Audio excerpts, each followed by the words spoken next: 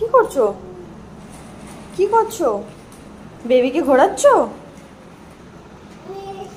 নিয়ে এসছো? দেখি তোমার বেবিটাকে দেখি। কি কিউট বেবি। বেবিটার নাম কি? ওর নাম সাঙ্কিত মন্ডল। শিব মন্ডল।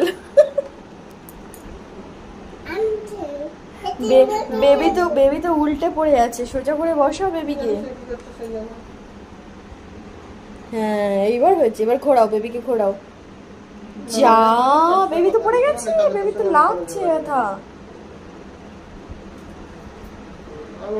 হ্যাঁ শুয়ে থাক, শুয়ে থাক বেবি। হ্যাঁ শুয়ে থাক।